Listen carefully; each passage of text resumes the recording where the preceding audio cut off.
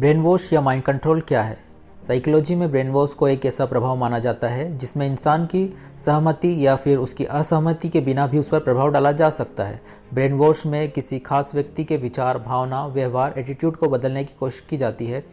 इसके कई उदाहरण हम देख सकते हैं और इसका सबसे बड़ा उदाहरण है आतंकवाद, या एक कम्युनिटी के लोगों को दूसरी कम्युनिटी के लोगों पर भड़काना, या फिर एक धर्म के लोगों को दूसरे धर्म के लोगों के खिलाफ भड़काना। और ये काम इंडिया में कई लोग बखूबी करना जानते हैं। कुछ लोगों का मानना है कि ब्रेन वॉश के ही जरिए इतिहास में कुछ दहला देने वाले अपराध हुए हैं। ऐसे ही एक घटना 5 जून 1968 को हुई। राष्ट्रपति पद के उम्मीदवार बॉबी कैनेडी की गोली मारकर हत्या कर दी गई थी। हत्या करने वाले फिलिस्तीन के सिराज का कहना था कि किसी ने उसको सम्मोहित किया था। ऐसी ही एक घटना 1972 में हुई। टीनेज पेटी हस्ट को किडनैप कर लिया गया और वह किडनैप करने वालों के साथ ही जुर्म करने लगी, और जब उसे गिरफ्तार किया गया तो उसका भी यही कहना था कि उसका माइंड कंट्रोल या ब्रेन वॉश किया गया है। क्या वाकई में किसी व्यक्ति को ब्रेन वॉश कर हत्यारा बनाया जा सकता है?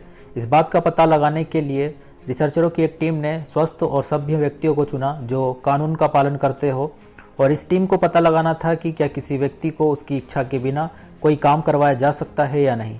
और प्रयोग को करने के लिए उस टीम ने हिप्नोटिज्म का इस्तेमाल किया। इसके बाद इस रिसर्च के रिजल्ट चौंकाने वाले थे। जिस व्यक्ति पर यह प्रयोग किए गए थे उस व्यक्ति को एक अनजान व्यक्ति को गोली मारने को कहा गया, और उस व्यक्ति ने उस अनजान व्यक्ति को गोली मार दी। हालांकि वह गन नकली थी, पर इस रिसर्च से साफ हो गया कि हिप्नोटिज्म के जरिए लोगों को हत्यारा या उनसे हत्या करवाई जा सकती है।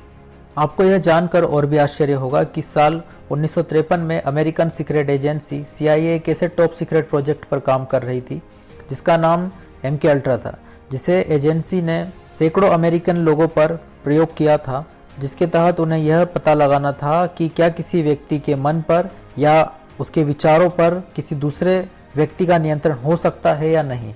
कहा जाता है कि इसकी शुरुआत 1950 और 1960 के दशक में शीत युद्ध कोल्ड वॉर के समय यूनाइटेड स्टेट गवर्नमेंट ने आशंका जताई कि सोवियत संघ, चाइना, नॉर्थ कोरिया के एजेंट कोरिया में युद्ध के दौरान अमेरिकी कैदियों पर ब्रेन वॉश के एक्सपेरिमेंट कर रहे हैं।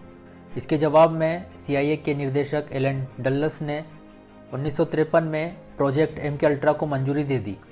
इन एक्सपेरिमेंट्स का मकसद था कि किसी और के दिमाग में कब्जा करना, और इन एक्सपेरिमेंट्स को करने के लिए CIA ने डॉक्टर कैमरॉन को चुना। और डॉक्टर कैमरॉन का मानना था कि जिस तरह से एक कंप्यूटर की मेमोरी को डिलीट करके रिकवर किया जा सकता है, वैसे ही इंसान के ब्रेन के साथ भी किया जा सकता है, और इस प्रोजेक्ट को करने के लिए वो किसी भी हद तक जा सकते थे। इंटरेस्टिंग बात तो यह है कि जिन लोगों पर यह एक्सपेरिमेंट किए जाते थे उन्हें इस बात का पता भी नहीं होता था कि उन पर एक्सपेरिमेंट किए जा रहे हैं। CIA ने लोगों पर एक्सपेरिमेंट करने के लिए एक प्लान बनाया, और उन्होंने लड़कियों की मदद से आम इंसान को फंसाकर होटलों या किसी अपार्टमेंट में लाया जाता था, जहां पर उस व्यक्ति को शराब में LSD नाम का केमिकल मिलाकर दे दिया जाता था। LSD मतलब लाइसर्जिक एसिड डाइथैलेमाइड का एक्सपेरिमेंट इतना खतरनाक होता है कि जिसमें इंसानी दिमाग पर इलेक्ट्रोशॉक थेरेपी, जिसमें दिमाग को बिजली के झटके दिए जाते हैं, दिमाग उससे भी 40 गुना ज़्यादा डैमेज होता है, और उस इंसान को बहुत ज़्यादा घबराहट होने लगती थी। और उसके बाद CIA के एजेंट उस व्यक्ति को एक अलग से वेब में ले जाया करते थे, जहाँ पर उस व्यक्ति पर अलग अलग तरह के एक्सपेरिमेंट किए जाते थे। इसके साथ ही इस प्रयोग में साइक्लिटिक ड्रग्स, पैरालिटिक्स और इलेक्ट्रोशॉक थेरेपी से जुड़े 150 से ज़्यादा ह्यूमन एक्सपेरिमेंट शामिल थे। इन एक्सपेरिमेंट्स के बाद वह इंसान एक जिंदा लाश बन जाता था, जिसके अंदर कोई भी एहसास और कोई भी फीलिंग नहीं बचती थी, और उसके बाद उन्हें कई रिकॉर्डिंग बार बार सुनाई जाती थी जिससे उनका ब्रेन वॉश किया जाता था, और वही इंसान अब खुद पर कंट्रोल नहीं रख पाता था, और उसके बाद वह इंसान CIA के लिए काम करता था। फ्रैंक ओल्सन एक वैज्ञानिक थे जिन्होंने CIA के लिए काम किया था। जब उन्हें CIA के नापाक मंसूबों का पता लगा तो उन्होंने इस प्रोजेक्ट पर काम करने से मना कर दिया। इसके बाद क्या होना था? CIA के एजेंटों ने उनकी कॉकटेल में LSD को मिला दिया था।